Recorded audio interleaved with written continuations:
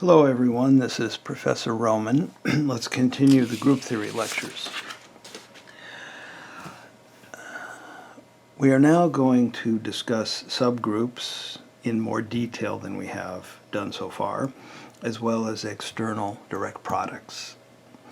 And this is chapter 5 of the book.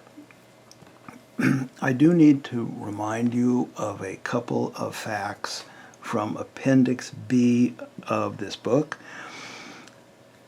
First, any family of subgroups of a set any family of subsets of a set X that's closed under intersection is called an intersection structure.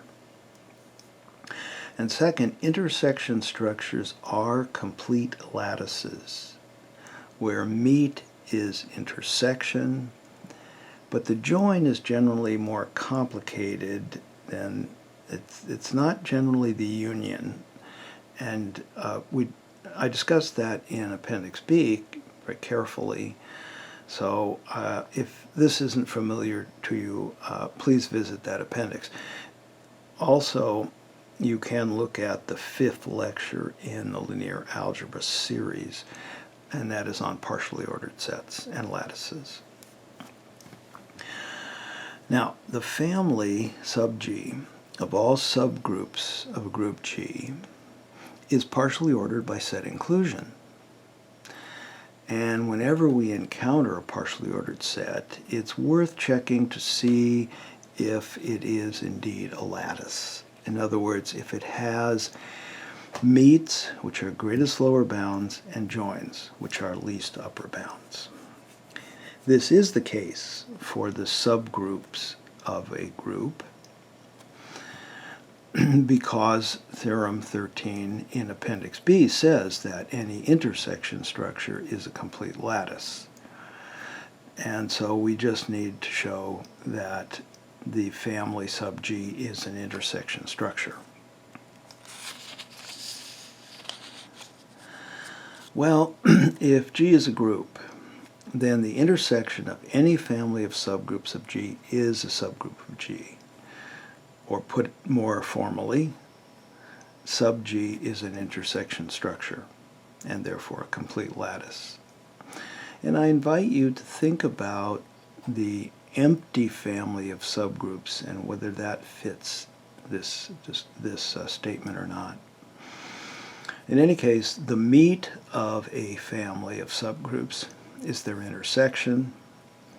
The join is the meet or intersection of all upper bounds for the family.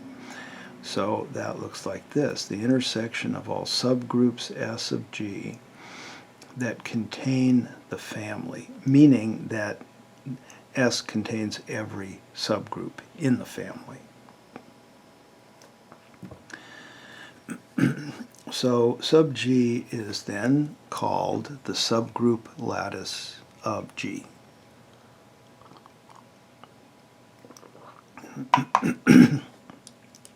The proof is just more or less the definition of intersection.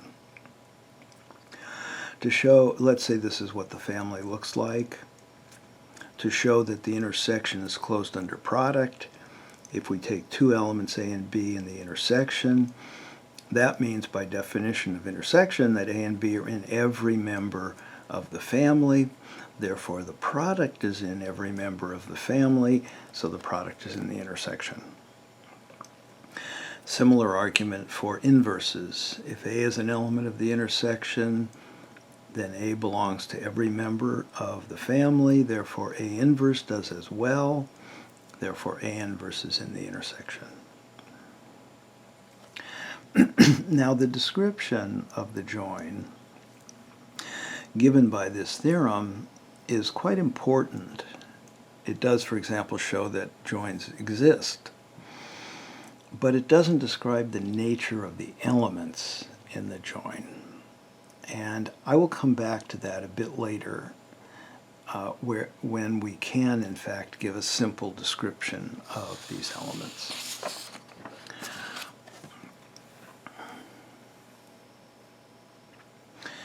For small groups of small order, we can describe the subgroup lattice using a Hasse diagram. It's a partially ordered set. And the Hasse diagram shows all of the subgroups and the covering relation. Each line segment denotes a covering relation. So here's an example. The Hasse diagrams for C4 of A, that's the cyclic group of order 4 generated by A, and the Klein 4 group are shown here. And to see that this Hasse diagram on the left here is in fact the correct Hasse diagram, we can reason as follows. Suppose that H is a subgroup of C4 of A, and it's not trivial. Then it has to contain either A squared, or A cubed. Those are the other elements in the group. But both A and A cubed generate the entire group. So if H contains either one of those, then H is in fact the whole group. So if H is not trivial and not the whole group, then it can't contain A or A cubed, and so all we have to do is check that this set, 1A squared, is a subgroup of C4A, and it'll be the only other subgroup. And that's routine. I'll let you handle that. And I would suggest also that you perform a similar analysis for the Klein 4 group. That will take a bit more work. Don't get the impression that it's easy to create Hasse diagrams. Sometimes it's not. One thing the Hasse diagrams do point out, however, in this case, is that these two groups, C4 and V, are not isomorphic because, for example, the number of subgroups of a given size is an isomorphism invariant.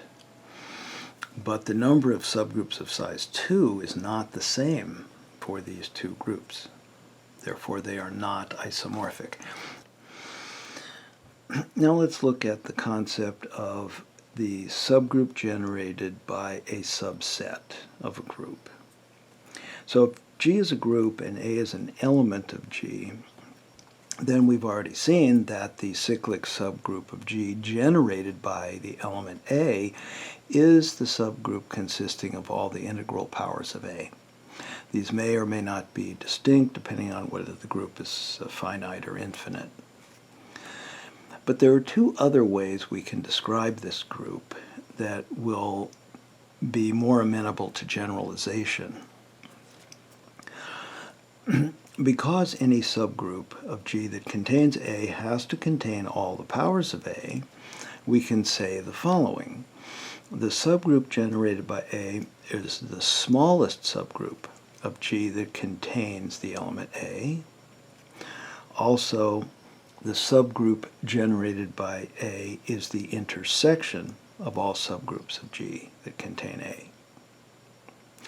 So, more generally, suppose X is any non-empty subset of the group G. Then the family F of all subgroups of G that contain X, looks like this in symbols, is non-empty. And so its intersection is in fact the smallest subgroup of G that contains X. This subgroup is denoted by enclosing X in angle brackets, similar to the notation for the cyclic subgroups. And it's called the subgroup generated by X. So in symbols, the subgroup generated by X is the intersection of all subgroups H of G that contain the set X. this description of the subgroup generated by X can be very useful in certain settings. Again, it shows that such a subgroup exists, the smallest subgroup generated containing X, but it doesn't describe the actual elements of this subgroup, as, for example, in the case of a cyclic subgroup. But we can deal with that problem as follows. Since X is contained in the subgroup generated by X, so is the union X inverse. Now, X inverse is, as before, we talked about free groups, it's the set of all inverses of the elements of X. But unlike the case of free groups, this union may not be disjoint. It's possible that X can contain an element and that element's inverse, and so there would be an overlap in these two sets. So it doesn't matter. We don't need a disjoint union in this situation.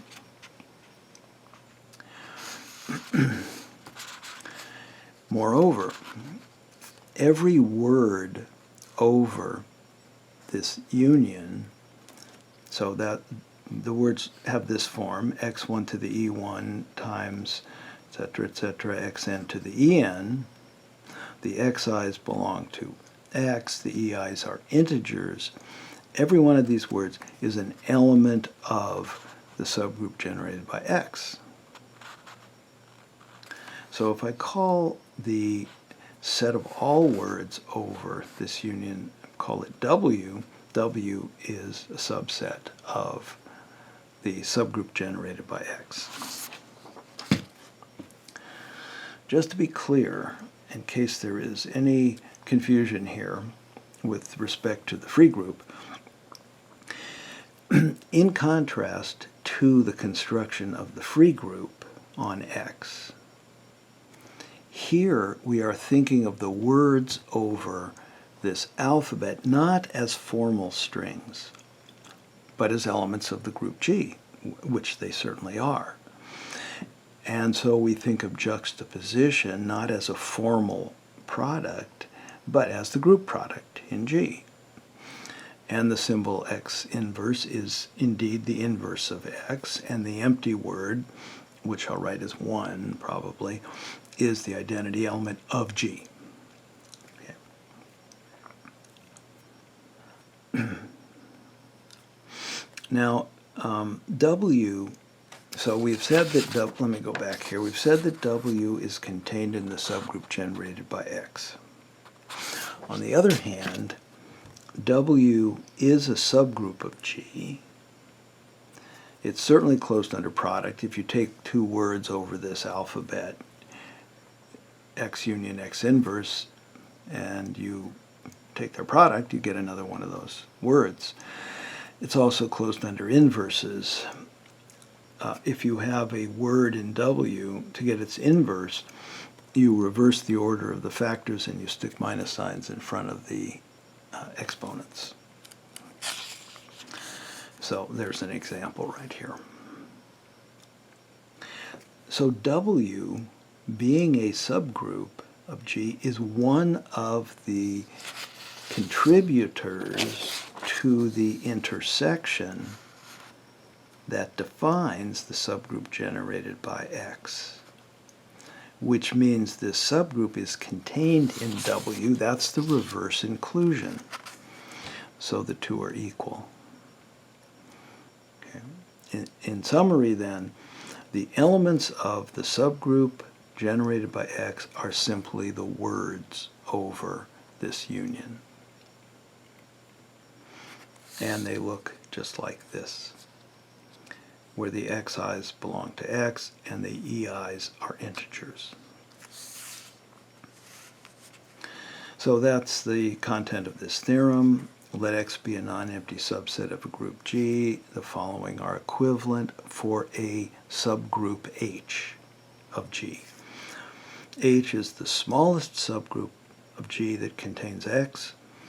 H is the intersection of all subgroups of G that contain X. H has this form. It's the set of all words over this union. So they look like this. And this subgroup H is denoted by this symbol and is called the subgroup of G generated by X. X is referred to as a generating set for this subgroup. So again, let me go back to the free group because students in my classes sometimes do have some issues here. So I want to try to clarify.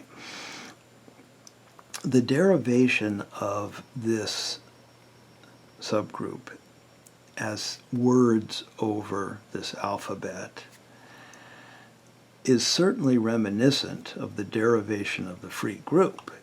We started with X, took the disjoint union with X inverse, formed all the words, defined a product juxtaposition followed by reduction, and so on. But there's a big difference between that construction and this one. The free group, f sub x, is developed in an algebraic vacuum. X is a set of formal symbols that have no meaning, at least for the purpose of constructing the free group, and therefore no algebraic relationships exist among the elements of this alphabet. But in the present situation, we are working not in a vacuum, but within an existing group G. So there's already an algebraic structure in place. Any group theoretic relations among the elements of X will hold in the subgroup generated by X as well. So for example, if you take two distinct elements, little x and little y of X, and if it happens that in G, X squared equals Y, then it's still true in the subgroup generated by X. But this doesn't apply, of course, to the free group situation because distinct elements of X are not related in any way whatsoever. So while the construction is analogous, we're working in a different context here, and we have that group structure already. And that makes a huge difference in the final outcome. So this theorem we just discussed gives us two ways to describe the smallest subgroup of G that contains the set X. One is as the intersection of all subgroups of G that contain X, and the other is as all of the words over this alphabet, X union X inverse. The former description tends to be more useful in theoretical situations. For example, as I said before, it verifies the existence of the subgroup, whereas the latter description tends to be more useful in practical situations because it tells us what the elements look like. But this latter version does have one drawback. It's the same one that we, in fact, discussed when we talked about free groups. Distinct formal words over this alphabet may in fact be the same group element in the group generated by X. And often it can be very difficult to tell when two formal words really represent the same group element. Just as a simple example, in the symmetric group S5, let X be the collection of 3 cycles. Then as formal words over this alphabet, these two formal words, we have the juxtaposition of three cycles, they're totally different. All you have to do is look at them. As formal words, these are clearly different. However, as permutations in S5, they're the same. They do exactly the same thing to the elements, to the integers 1 through 5.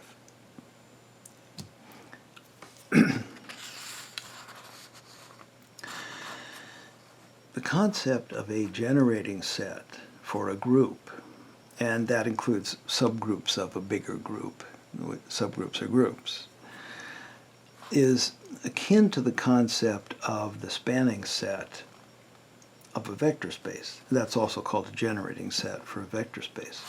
So here's the definition. Let G be a group, a non-empty subset, A, of G is called a generating set for the group, and G is said to be generated by the set A if G is the subgroup generated by A. In other words, it's the set of all words over this alphabet, A union A inverse.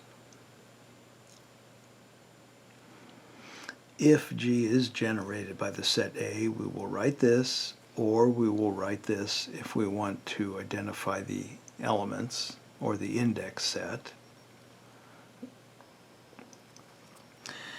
And when A is a nice finite set, we will just write it this way. So, some examples of generating sets for groups that we know. The infinite cyclic group, C infinity of A, has exactly two singleton generating sets, because these are the only two generators for the group. Incidentally, if you have a generating set for a group, then any superset will also generate. If you throw in more elements, it's still going to generate. So the most interesting generating sets are the smallest ones, if you can find them. An earlier theorem from Chapter 2 tells us that for a finite cyclic group, Cn of A, the singleton generating sets are precisely the sets containing only A to the K where K and N are relatively prime. The dihedral group, D2N, is generated by the set consisting of reflection about, say, the vertical axis and a one-click rotation. How many degrees that is depends on how big the polygon is. For a square, it's 90-degree rotation, and for a hexagon, it's 60 degrees, and so on. Here's another generating set for the dihedral group, D2N. And I'll let you ponder why that is. We'll discuss these things, we'll discuss the dihedral group in more detail later on in the course. Since D2N is not cyclic, also something that needs to be proved, these doubleton generating sets are the smallest generating sets you're going to find. No singleton set will generate. The quaternion matrix group, back in example 212, is generated by any one of these three doubleton sets. And you'll have to go back to that example to see what these are. I don't remember myself right now. And again, these are the smallest possible generating sets because the group is not cyclic.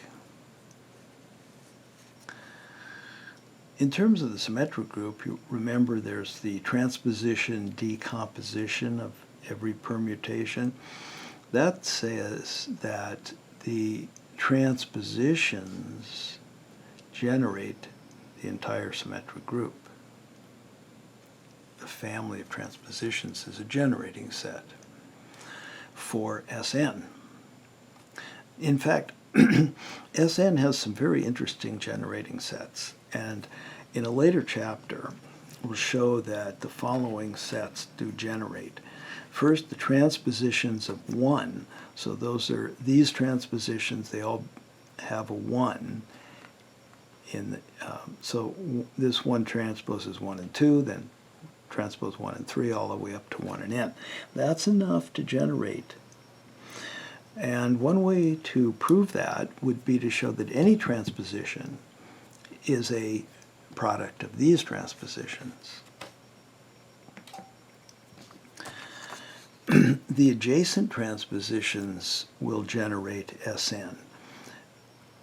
Transpose 1 and 2, 2 and 3, 3 and 4, up to n minus 1 and n.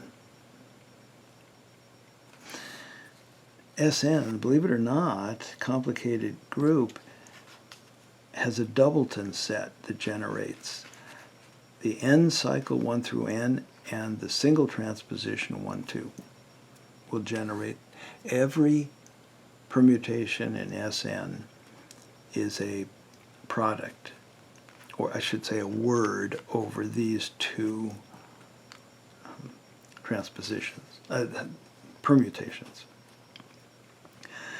This cycle, 2 through n, and any single transposition 1k, where k can range anywhere from 2 to n, those two will also generate all permutations. Let's talk now about the join of subgroups.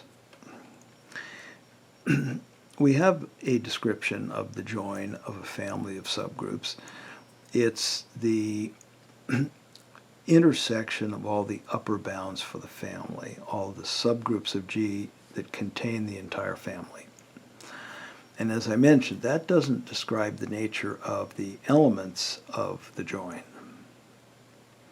But the join is by definition the smallest subgroup of G that contains every element of the family. And another way to say this is that the join is the smallest subgroup of G that contains the union of the family members, which I'll call U. So the previous theorem implies that the join of F is the subgroup generated by U. That's the smallest subgroup containing U. And now it looks like this. It's the set of all words over the union of U and U inverse. But every member of the family is closed under inverses. So if I call that member HI, HI inverse is equal to HI, and so U inverse is equal to U, and so I don't need U inverse here. The join of F is just the subgroup generated by U, and that is the set of words over U, U star. But here is a word in U star, x1 to the e1 through to xn to the en. The xi's belong to U, so they belong to a subgroup in the family, but the powers of an element in a subgroup are in the subgroup. So x1 to the e1 is just an element of one of the subgroups, whichever one x1 belongs to, and so on. So this actually reduces to simply a product of elements of U. We don't need the exponents. So the join of a family of subgroups of a group G is the set of all products of elements from the union, and it looks like this. And that's about as simple as we're going to get for the join of arbitrary families of subgroups. Now let's take a look at the set product of subgroups. If H and K are subgroups of a group G, then it's reasonable to wonder whether or not the set product which we defined earlier in the course, must be a subgroup of G. If we suspect otherwise, where should we look for a counterexample? Where else but in the family of groups that contain all groups? So in the symmetric group S3, let H be this little subgroup of order 2, and let K be this subgroup of order 2. When we take the set product, we get this set of 4 elements, but this 3-cycle squared is this 3-cycle, 1, 2, 3, which is not in HK. So HK is not closed under product and is therefore not a subgroup of S3. So now we face the problem of determining when the set product of 2 subgroups is a subgroup. And a situation like this, which occurs often in mathematics, sometimes the best approach is to first assume what you want to prove and see what the consequences of that are. So in this case, we will assume that HK is a subgroup of G and see what restrictions that places on the individual subgroups H and K.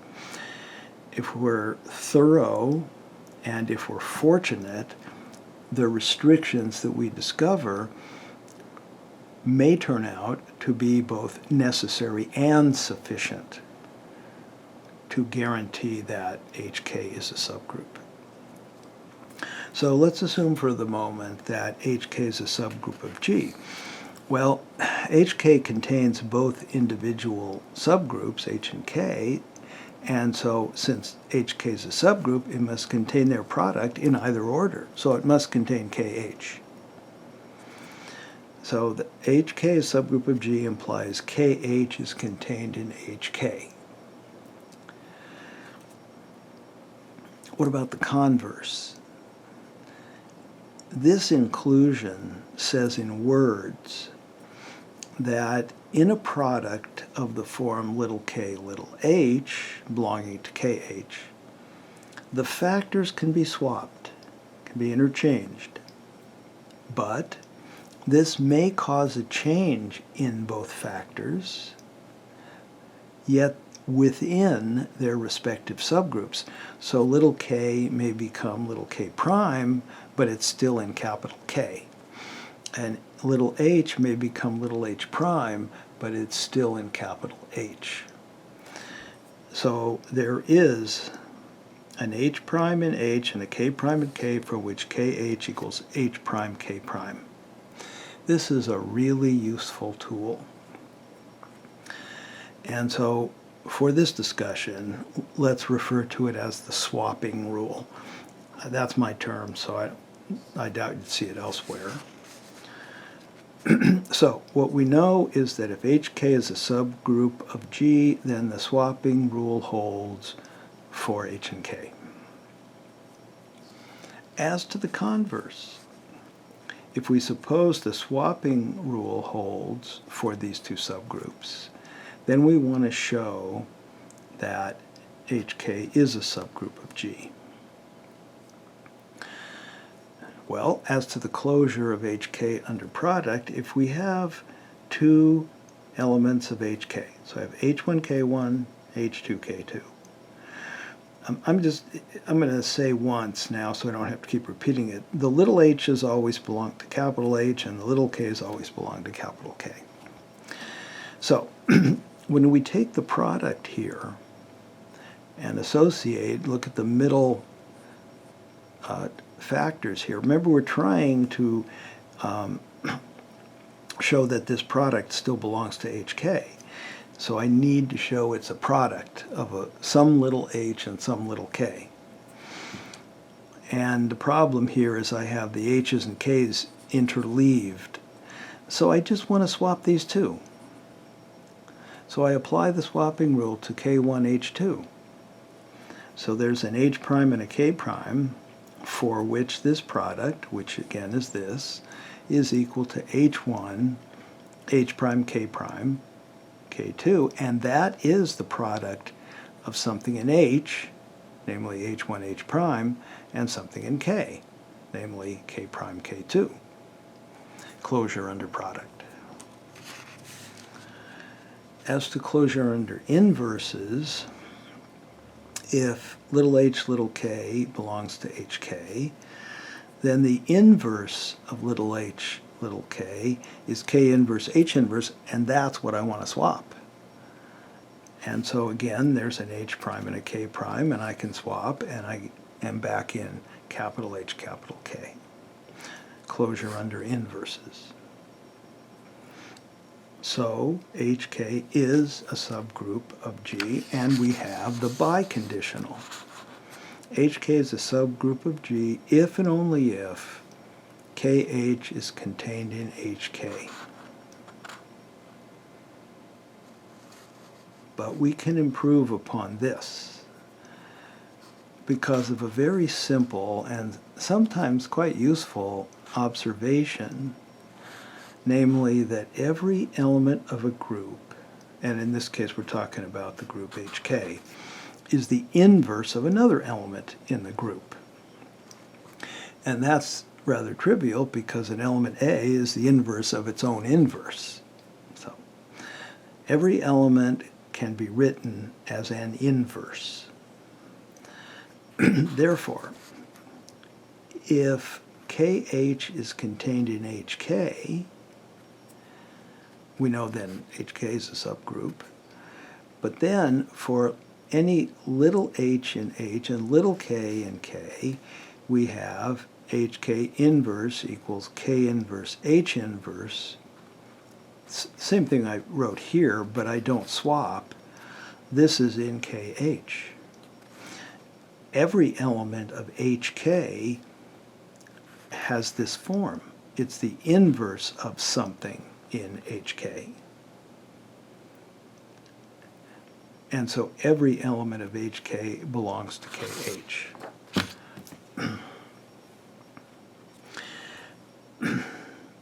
And so HK is contained in KH, therefore the two are equal. HK equals KH. So now we have derived the following. HK subgroup of G if and only if KH is contained in HK, if and only if KH equals HK. This latter equation, HK equals KH, is very significant. When that happens for subgroups, we say the subgroups permute, not commute, but permute. And you might notice a certain symmetry in this. This last expression is symmetric in H and K, which means that we can also toss in a fourth equivalent statement, and that is that HK is contained in KH. So here's a summary with one additional fact. If H and K are subgroups of G, and the following are equivalent, HK is a subgroup of G, KH is contained in HK, or the other way around, HK is contained in KH, or KH is a subgroup of G, or KH equals HK, that is, H and K permute. If HK is a subgroup of G, then it's the smallest subgroup of G that contains both H and K. In other words, it's the join of H and K.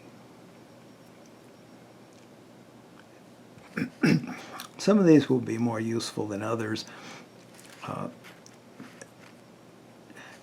The main thing to remember is that HK is a subgroup of G if and only if H and K permute. And also, that's equivalent to either one of the set products being contained in the other.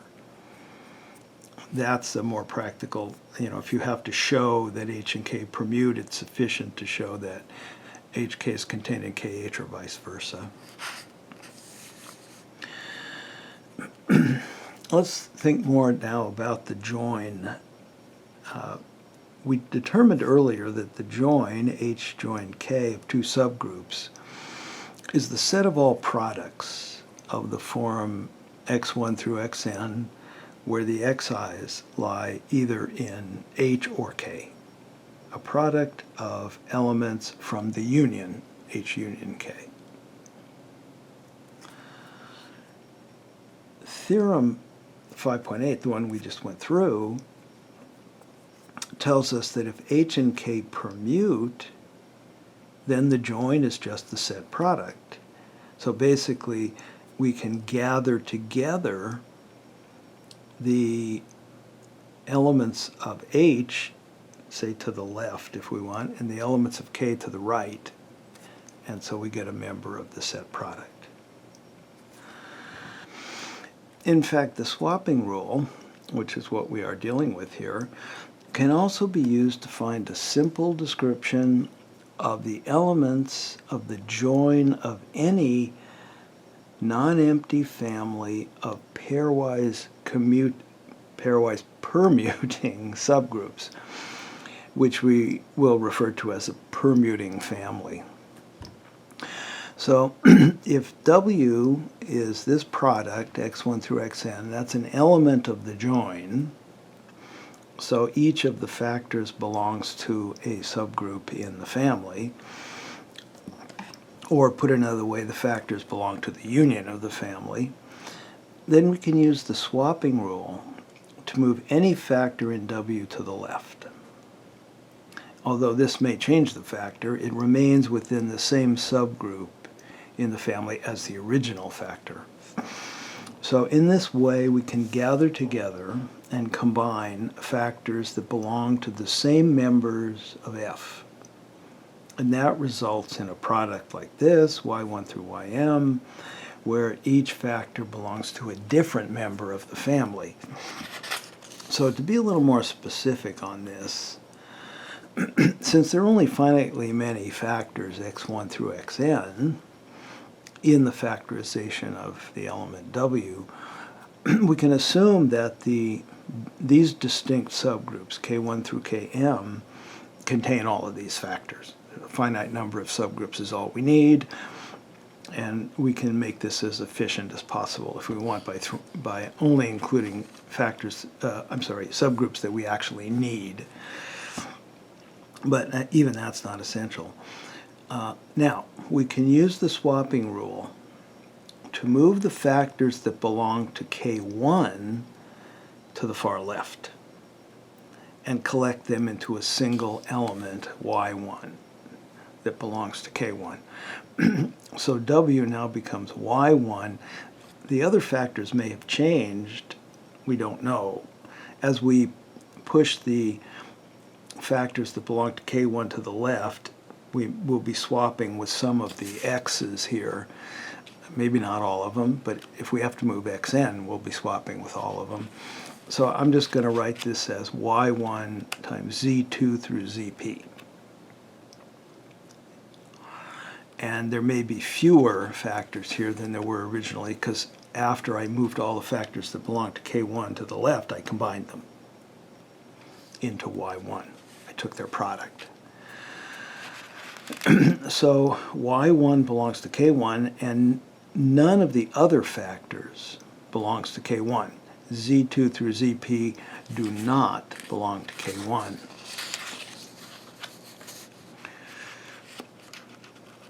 Then we can repeat that process of moving and gathering for the subgroup K2 applied to the Z's, Z2 through Zp. And continuing in this way, we're going to get a factorization of W to y1 through, let's say, yr, where each factor belongs to a different member of the family. So here's the theorem. If F is a permuting family of subgroups of a group G, so that means hi, hj equals hj, hi for all I and j in the index set, then the join of F is the set of all products y1 through yn, where each factor comes from a different member of the family. So that's an improvement over the join of an arbitrary family when the subgroups don't necessarily permute. We may have factors that belong scattered through the product that come from the same subgroup.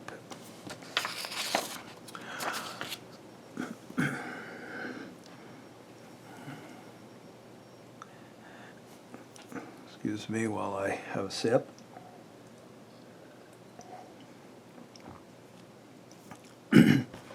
There's a very handy formula for the size of the set product, HK, of two finite subgroups of a group G.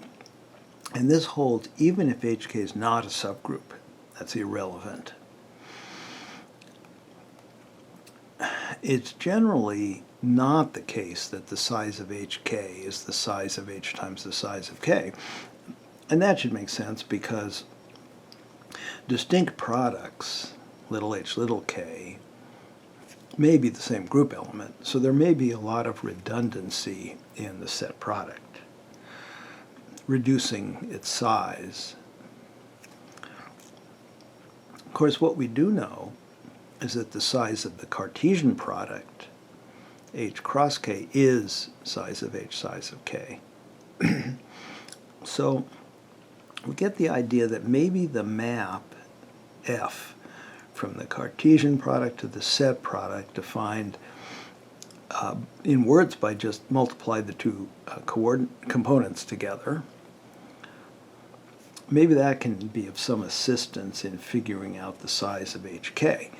This map is clearly surjective, and as with all functions between sets, the induced inverse map, F inverse, defines a partition on the domain. So here is H cross K. Here's the partition. The blocks of the partition are the preimages of the elements from the codomain HK, which in this case is also the range, or image. So what we want to do is try to get a handle on what these blocks are like, or at least something about their sizes. So if we take an arbitrary block, the way we can get one is to take an element of HK, and I'll write that as AB. So A is in H, B is in K. Now I know that I've been using little h and little k up to now, but I am going to need those two letters in a minute, so I've switched to AB here. So A is in H, B is in K. The block that is the preimage of AB, I'll write it as capital B sub AB. It's the set of ordered pairs in H cross K whose product is equal to the element AB, because this is F of the ordered pair.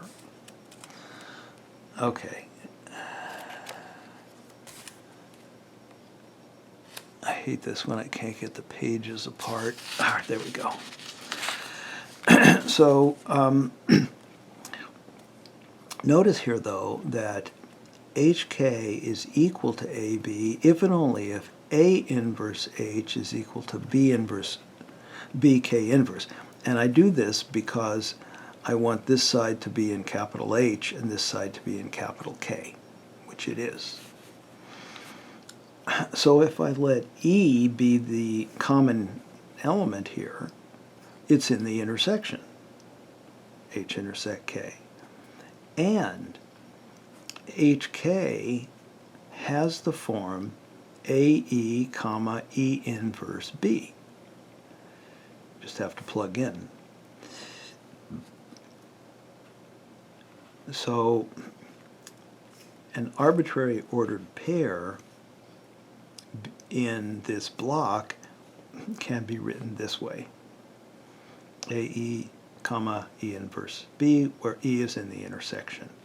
Conversely, any ordered pair of this form where E is in the intersection is in the block, because its product, the product of the components, is precisely AB. So the block can be written as the set of all ordered pairs of this form, AE, comma, E inverse B, where E is in the intersection, which means that the size of the block is precisely the size of the intersection, H intersect K. So all blocks of P have this size. This was an arbitrary block that we took. And so the size of HK, which is the number of blocks of P, because there's one block per element in HK, one block per element in HK, is equal to the size of H cross K divided by the common size of the blocks, which is the size of H intersect K. Now we can split the top here. The size of the Cartesian product is the product of the sizes, and we get our formula. It looks like this. The size of HK is the size of H times the size of K divided by the size of the intersection. In particular, when H and K are essentially disjoint, meaning their intersection is trivial, then we use this heavy dot to denote a set product of essentially disjoint subgroups. Then the size of HK is the size of H times the size of K. Because the intersection is trivial, so this denominator is 1.